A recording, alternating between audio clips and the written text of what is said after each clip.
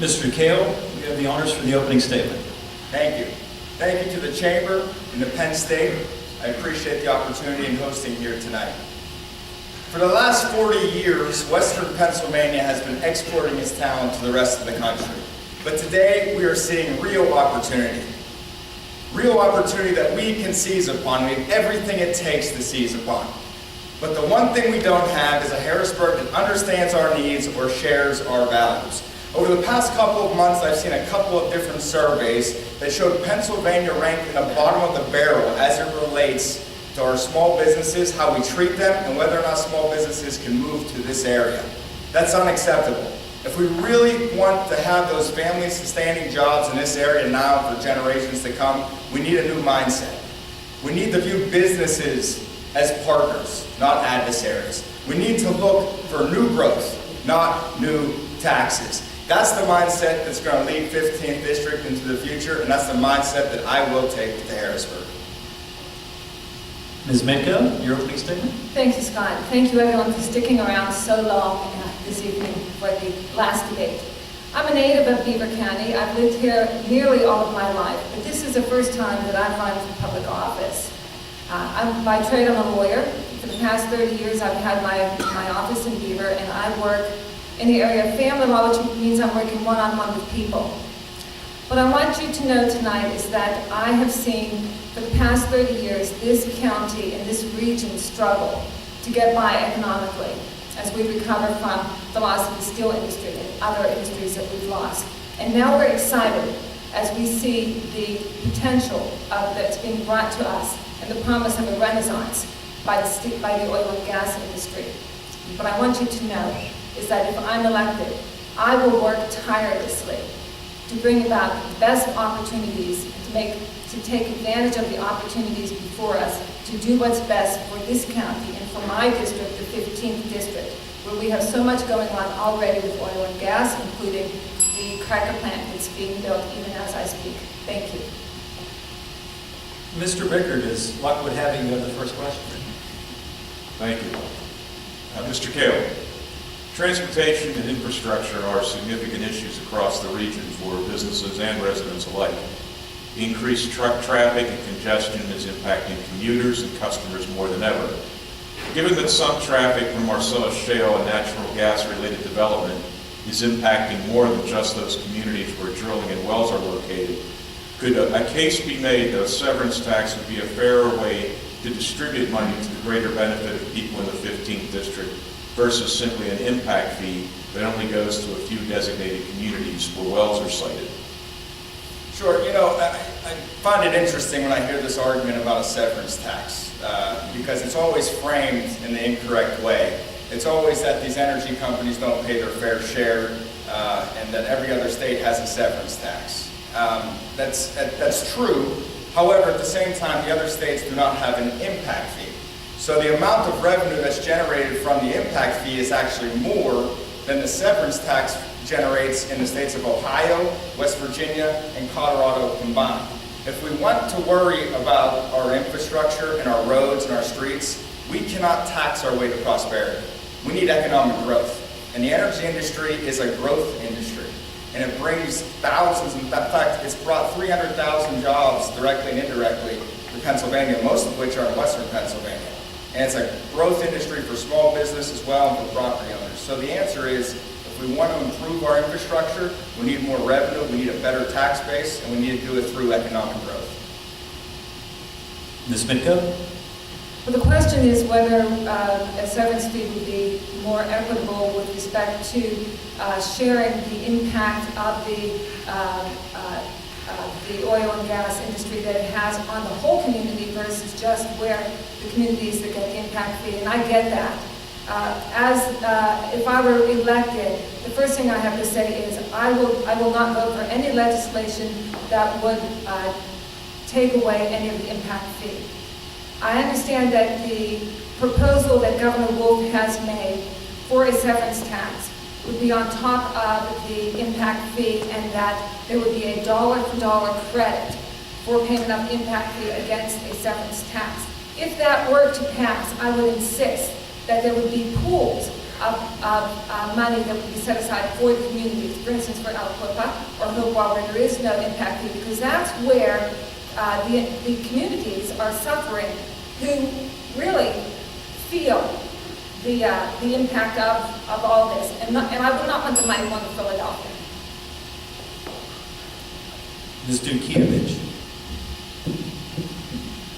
Ms. Mitko, there is a strong need for a skilled workforce to meet the demands of the region's growing energy and advanced manufacturing industries. Many of these roles require less than a 4-year degree.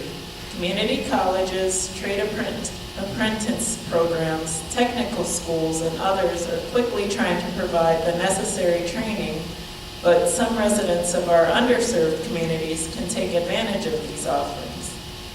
If elected, what would you do to ensure that workforce development opportunities reach all segments of the 15th district? That's a really good question. First, I want to say this. CCBC is a leader in this area. They are offering fabulous courses, a combination of apprenticeship and college courses to get our students ready. But you're right. Some of our students can't get to CCBC for a number of reasons. They don't have transportation, or perhaps, for instance, they have childcare issues. So I think that what Pennsylvania needs to do is provide more transportation for those types of people who can't get to the school, and we need to increase our childcare programs for them.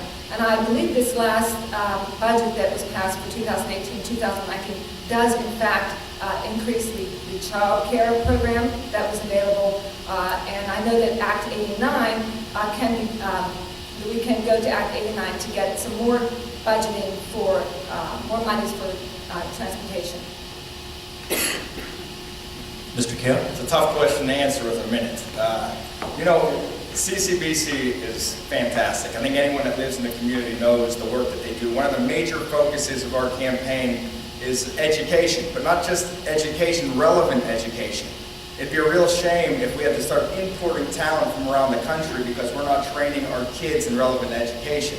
That's one of the reasons I support the trades. The building trades are unbelievable. Of course they bargain, that's a big deal. Of course they raise wages for their members, but they also educate their members.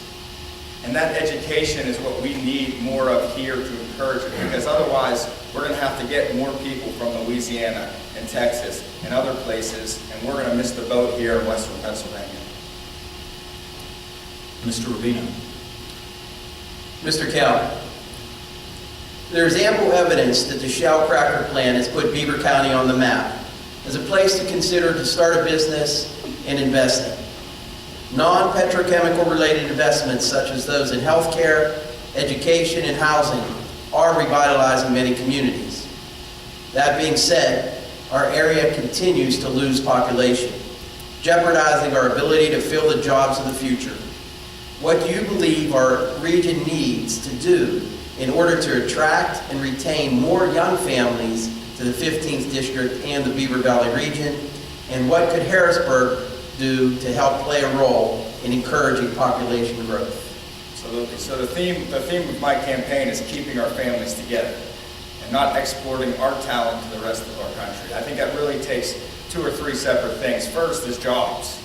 You have to have the jobs here. We're starting to see the jobs here, and that's a huge part of it. That's going to help with the economic growth. It's going to help with revenue. It'll help with schools, building our neighborhoods. It'll help across the board. The other thing, the second piece of it, is education and relevant education.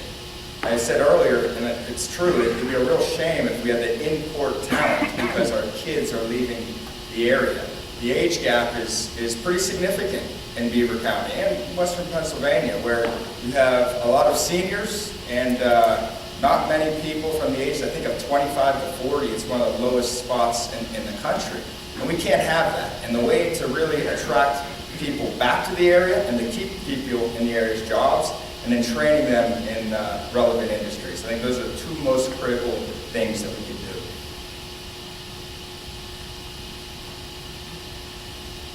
Ms. Mitko. We need to have communities that are attractive to families to move into. And one of the first things that they're going to be looking at is schools. Our schools need help.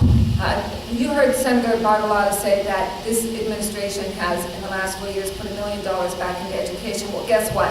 $1 million was cut from education in the previous administration. So we're back to square one. We need more funding for our public schools. Simple, plain and simple. The second thing is we need to work on our infrastructure so that we can get around.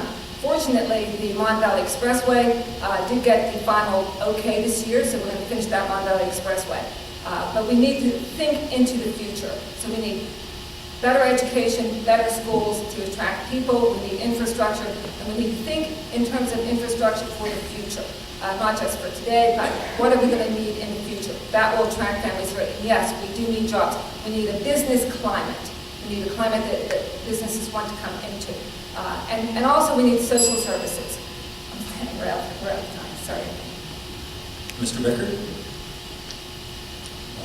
Ms. Mitko, concern over cybersecurity is a very real threat for many businesses, but it's also an issue with our election security and current voting process. Unfortunately, the mandate to replace current voting machines in the state is costly and especially burdensome for counties facing budget constraints. The most recent estimate was $125 million. How would you propose we ensure election security and integrity, and how should it be paid for? Well, that is an excellent question. We really don't have any choice. We have to start that process, and we have to start it right away. Where we find the funding, our budget is $32.9 billion. And how much did you say it was? $125 million. 125 million. I think we can find 125 million out of a budget that's 32.9 billion on issues critical as this. Voting is one of the, it's a right. Not only is it a right, it's an obligation, I think, in a civil society. Because without it, what do you have? You have anarchy, you have a dictatorship. We have to have votes. And we have to have the right to elect our officials. So that should be a priority. Mr. Kail? We need secure elections. We absolutely need secure elections. Budgeting is nothing more than listing of priorities, and that needs to be one of the priorities. There are certain things that the state needs to and has to handle. Obviously education, law enforcement, dealing with the opioid epidemic, and this would be right up there with it because it's essential to our democracy. It's an attack on our institutions, and it's something that we need to prioritize, and it's just a matter of making sure that we do. And if we need more revenue, we talk about wanting to do other things as well. The way we grow that is through economic growth, so it all goes back to jobs, and that's what we need to be razor focused on, because expanding our tax base will actually generate more revenue. Can't tax ourselves to prosperity. Ms. Dukievich, you have the next question. Mr. Kail, the Chamber has a strong reputation for being diverse and inclusive as reflected in our membership and board of directors. As such, workforce development and workplace protections are of importance. Given that employers are always seeking to attract the best, brightest, and most diverse workforce they can to our area, should Pennsylvania join 4 of our 6 bordering states and pass legislation to protect all workers, ensuring that someone can't be fired for being gay or lesbian? Would you support such legislation? I believe that all people need to be treated equally under the law. I think it's essential. I think we're getting to that point within our society as it relates to a particular provision. I'd have to look at it and see how that would work. I've dealt with, in businesses, with other issues relating to protected classes as I work on in-house matters and HR departments. And it's something that we need to make sure we're doing the right way with the appropriate exceptions so we can make sure our religious institutions are satisfied. But yes, I think equality for all people is essential. Ms. Maka? If I understand the question, you're asking about equality treatment in the workplace?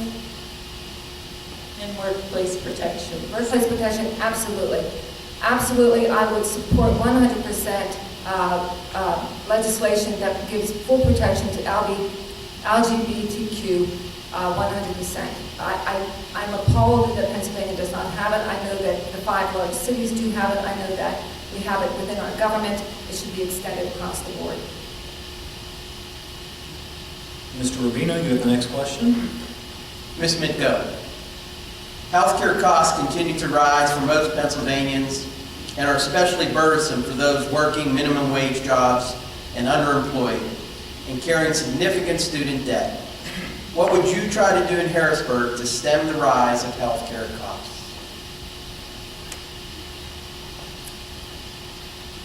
Well, the health care issue is certainly a nationwide issue. In Pennsylvania, I'm just delighted that Governor Wolf did join us in the Medicaid Expansion Act, and I would consider and have looked into the single payer. I think that is, I've run the numbers. My husband and I own and operate a small business, and in my business, my law office, I provide health care for my employees, and in our other business, we provide funding so that our employees can get their health care under the Affordable Care Act. So we've run the number both ways under the single payer provision. And quite frankly, it would not cost us any more if there were a single payer healthcare in Pennsylvania. We need to look at something like that because quite frankly, we're spending more and more money under Medicaid for more and more people, and they need it. 35% of the 15th district is either under poverty level or just above it. And if they're just above the poverty level, what that means is that all it takes is one of life's many disadvantages, a heart attack or an automobile accident, and they are plunged into bankruptcy or into poverty. And then they're on the rolls for Medicaid. So we're already looking at a good portion of our population on Medicaid. It becomes, a single payer actually is cheaper to the government than what we're paying now.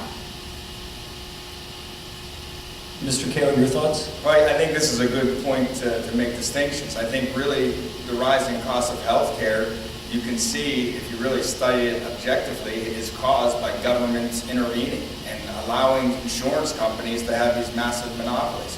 What you have today with our situation, you have insurance companies, I just heard about UPMC and other insurance companies, earnings going through the roof. And then you see the healthcare costs are going through the roof. How could that possibly be happening? Well, I'll tell you how it's happening, because they have monopolies, because the markets aren't opened up. We need market solutions for this. More government intrusion, that's exactly what caused this problem. And we need to get the market opened on it so that we can have better solutions. That way, more competition and drive down costs. Mr. Rickard. Mr. Kail, gerrymandering and redistricting were hot-button topics in Pennsylvania this year, especially in light of the new congressional districts map put in place by the state Supreme Court. A move by the group Fair Districts PA to create an independent commission to draw congressional and legislative maps was derailed in the State House despite much legislative support.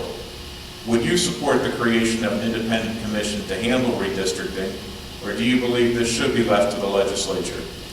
I'm suspect when I hear anything coming out of Harrisburg that's called independent. To be quite honest with you, it's probably just another way of being political. As far as the gerrymandering situation goes, part of our district is in Washington County as well, and it has caused immense confusion, the change in districts. And I thought the Supreme Court did a disservice, the Supreme Court of Pennsylvania, by changing in a couple of years before the census was to take place, where it would have changed anyway. But I believe that we should look at more objective factors in when we go about this. There needs to be accountability and transparency with constituents, and we should look at things like county lines, municipalities, common interests, things of that nature. But the idea that 4 judges or justices in the Pennsylvania Supreme Court can just basically do the exact same thing that the legislator did, is unfortunate, and it should be as close to the people as possible. There should be as much accountability as possible. Ms. Mitko? Well, as far as the gerrymandering, yes, there has been terrible gerrymandering. You can see it just by looking at my district and the way my district is crafted. I support 100% the redistricting by an independent commission of citizens. It should have been done already. Ms. Dudkiewicz? Ms. Mitko, there are some who believe that the Pittsburgh region won't make the cut for Amazon H2 due to inadequate modes of public transportation.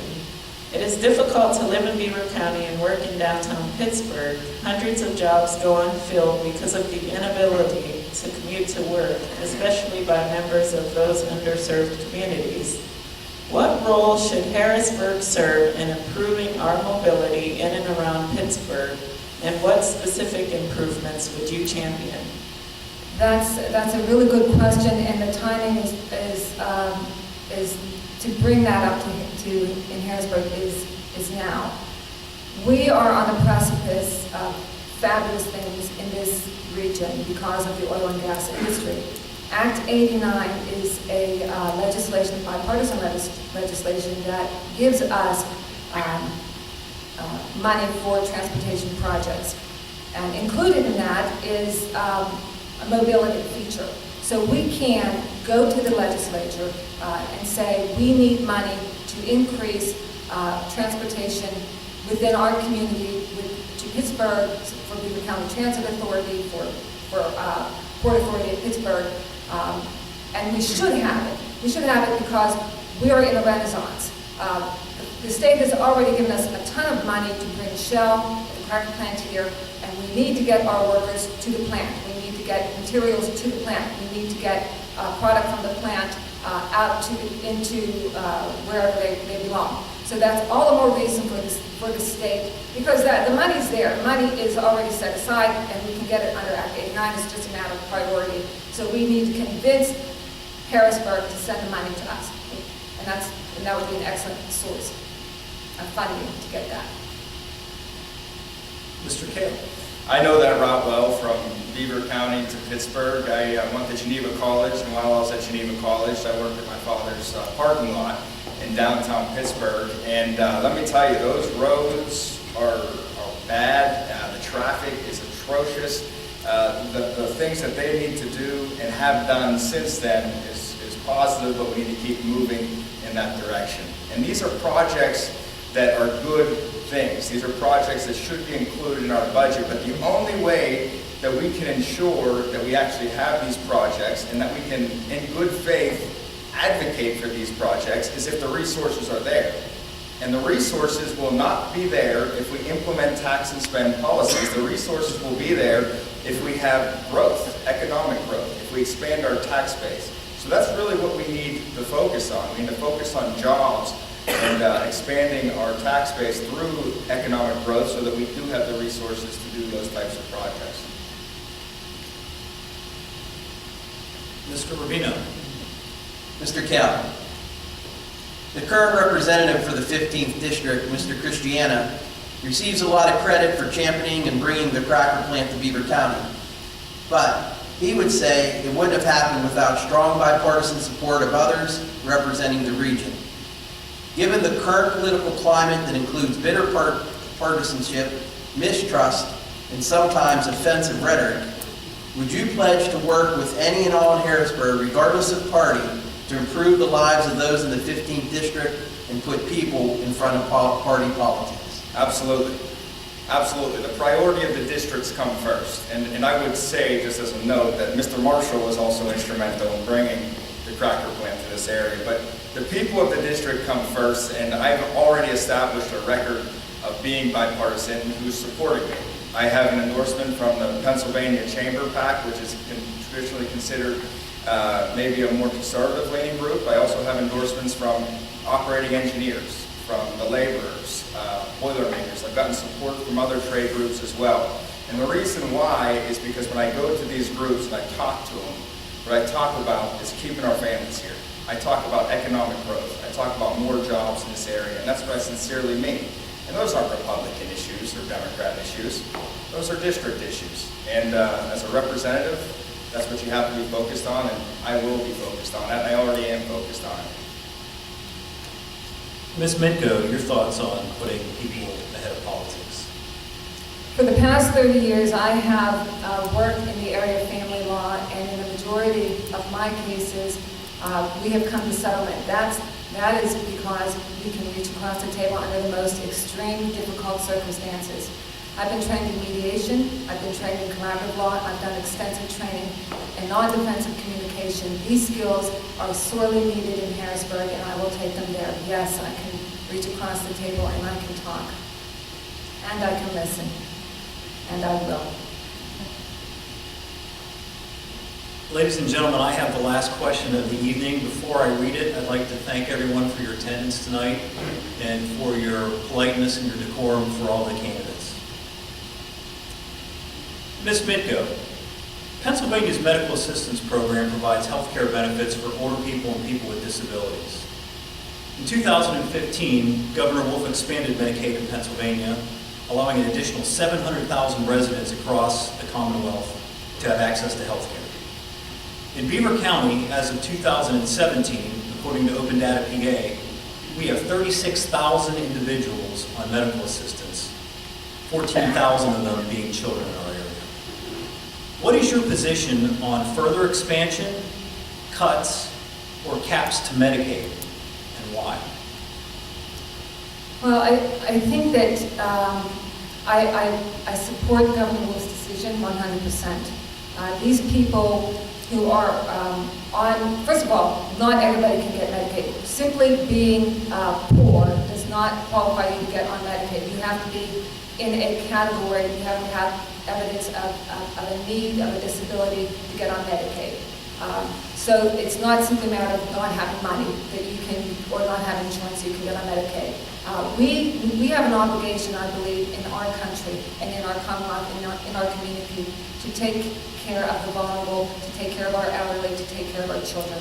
So yes, I support that. I don't believe a cap is appropriate, no. Mr. Kail, your thoughts on Medicaid? I think the Social Security net is absolutely essential. I do think that we should be looking at work requirements for different individuals. With that being said, I think we need to be cognizant that there are special exceptions that need to be placed into the law. I was knocking on a door in Hanover Township, and I talked to an individual that explained to me that her and her husband have jobs, they have good insurance, but they have 3 children that are special needs, and the insurance actually won't cover those special needs, so they have to rely on Medicaid. And that needs to remain in the law, because that's something that we need to make sure that we're taking care of. Because in my mind, that's the intention of what Medicaid should be doing.